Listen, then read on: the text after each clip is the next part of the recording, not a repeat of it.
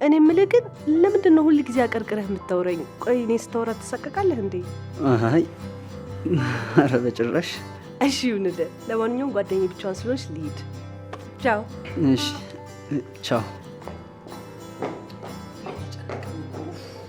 ሰላም ሰላም የእንግዳ ድራማ ተከታታዮች እንዴት ናችሁ? አላችሁልኝ? እኔ በጣም ደህና ነኝ። እንግዳ ድራማ በየጊዜው አዳዲስ ነገሮችን ይዞ እየመጣ ነው። እንደዚያ ኮስታራና ቆፍጣና የሆነው መኩ በክፍል 89 ላይ በሊዛ ፍቅር ተሸንፎ አፉ ሲያያዝ እንመለከታለን። በሌላ በኩል ደግሞ የሊዛ ጓደኛ መኪና ገጭቷት እነ ቤሉል ቤት መታለች። ሄለን በአንድ በኩል ከቤት ለቀው እንዲወጡ ለቤሉል ማስጠንቀቂያ ሰጥታለች።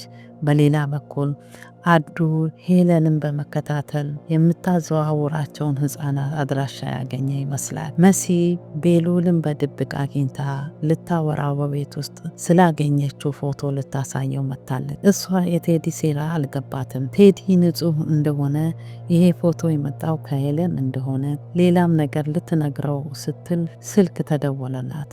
እሷም ወይኔ ቴዲ ስልክ ደወለ፣ በቃ እያየኝ ነው ሊሂድ ብላ ልትነግረው የነበረውን ትታ እየሮጠች ሄደች። እረ ተረጋጊ ብላትን መስማት አልቻለችም። ሊዛም ቤቲን ጓደኛሽ እስካሁን አልደወለልሽም አለቻት። እባክሽ አናዶኛል አለቻት። ለምን ስትላት እንዳትመለሺ እኔ በሩን ቆልፌ ሄጃለሁ ብሎ ነገረኝ። በዚህ በጣም ተናድጃለሁ አለቻት። በዚህ መሃል ኤልሹ መጣ።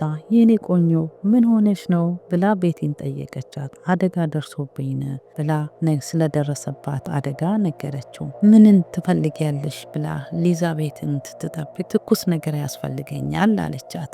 ሊዛም ኑኑን ጠርታ ሻይ እንድታመጣላት ለኑኑ ብትነግርም ኑኑ ሻይ ላይ አውቃ ጨው ጨምራ ለቤቲ ሰጠቻት። ቤቲን ከቀመሰች በኋላ ልትገኝ ነው ምን አይነቷ ናት ብላ ትሰድባት። ወይኔ እኔ እኮ አላወቅኩም ይቅርታ፣ ጨውና ስኳር ተመሳስሎብኝ ነው ብላ ወጣ ሄደች።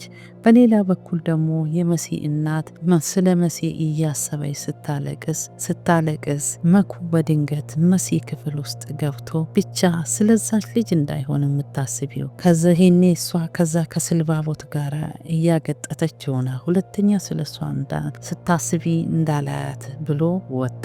የሚገርመው ቴዲ ሊዛ ጋር ደውሎ አንቺ አስቸጋሪ እልህ ውስጥ ገብተሽ የራስሽን ችግር ውስጥ አትክተች ሲላት ሊዛ በጣም ተናደደች። ቤቲ ለምን አግኝተን ልኩን አንነግረውም? ይሄኔ እኮ የልጆች አባትና ባለትዳር እኮ ይሆናል ብላ አለቻት። ሊዛም ልክ ነሽ፣ ለቤሉን ሳንነግር እንጎዳዋለን ተባባሉ። በሌላ በኩል እርሾ እናቷ ጋር ሄዳ ለምን እነ ቤሉል ቤቱን ለቀው እንዲወጡ ነገርሽ ብላ ጠየቀቻት።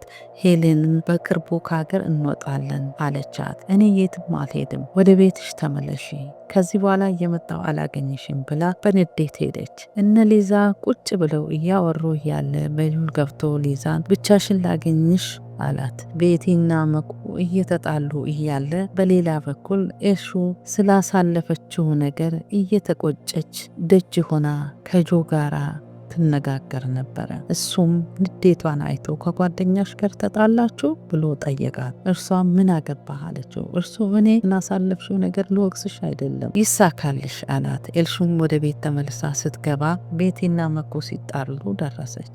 ምን ሆናችኋል ብላ ጠየቀቻት። እርሷም እነዚህ እንዴት እንደሚያስጠሉ ከየት ነው ያገኛችኋቸው እያለች እነመኩን ትሰድብ ነበረ።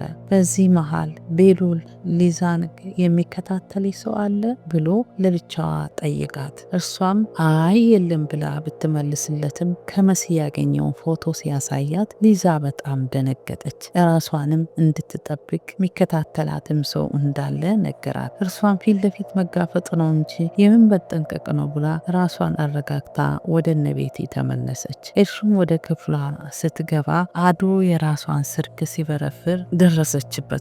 ስልኬን ከየት አገኘው? እየተከታተልከኝ ነው? እኔ እዚህ አላስቀመጥኩም ብላ ጮኸችበት። ቤቲ በዚህ መሃል የኤልሹን ክፍል ከፍታ ገባች። አዶን ስታየው እዚህ ቤት ምን አይነት የሚያስጠሉ ሰዎች ነው የበዙበት ቤት ነው ብላ ስትል አይ እንደዚህ አትበይ እሱ ጓደኛዬ ነው ብላ ስትላት እሺ ይቅርታ አለቻትና በዚህ መሃል አዱ ተናዶ ቤቲን ገፍትሯት በሩን ዘግቶባት ወጣ። በዚህ ጊዜ ኤልሹም ቁጭ በይ አለቻትና ቤቲም ውይ አሁን ገና የሚሰማኝ ሰው ጓደኛ አገኘው አለቻት። ኤልሹ ይህንን ክፍተት ተጠቅማ ስለ ሊዛና ስለ እሷ ጓደኝነት የቤሉል አክስት ስለመሆኗ እየጠየቀቻትም እያለ ነው ክፍል 89 ያለቀው። ውድ ተከታታዮቼ በሚቀጥለው የኤልሹና ያዶ ነገር የመሲና የቴዲ እንዲሁም የሊዛ የቤሉል ወይም የኑኑና የቤሉል ነገር የሞኩና የሊዛ በእውን ሄለን ነገር እንዴት ይሆን